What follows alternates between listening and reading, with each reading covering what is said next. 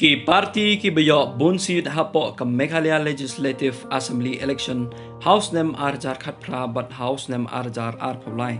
Ka Bharatiya Janata Party kalayo kumba ar seat House nem arjar khat pra but how arjar arpulai ru kayo kumjo kumba ar seat. Ka Indian National Congress kalayo kumba arpawai seat House nem arjar khat pra but House nem arjar arpulai kalayo kumba san seat. Ka National Congress Party kalayo kumba shi seat House nem arjar khat pra but House nem arjar arpulai ka klem yakun shu ya ka election. Ka HSPDP kalayo kumba ar seat House nem arjar khat pra but House nem arjar arpulai ru kayo kumju kumba ar seat. Ka National People's Party kalayo kumba arpu seat House nem arjar khat pra but House nem arjar arpulai kalayo kumba arpun ru seat. Ka UDP kalayo kumba ru seat House nem arjar khat pra but House nem arjar arpulai kalayo kumba khatway seat.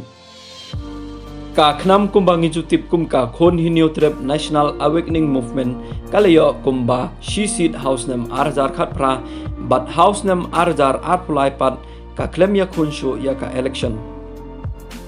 Ka People's Democratic Front kalayo kumba South seat House nem arjar khat pra but House nem arjar arpulai kalayo kumba ar seat.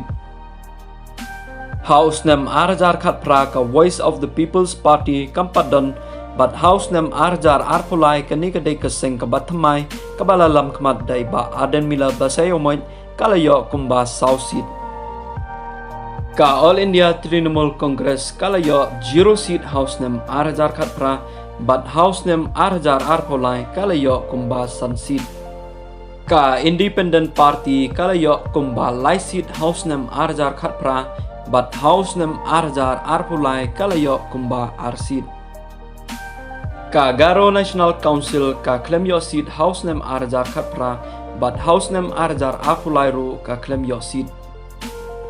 Ka Aam Aadmi Party kabala lamkmat daw Arvind Kejriwal ka klem yo seat House nem arjar khat pra but House nem arjar arpulai ka klem ya kunshu ya ka election napo ka Jala Meghalaya.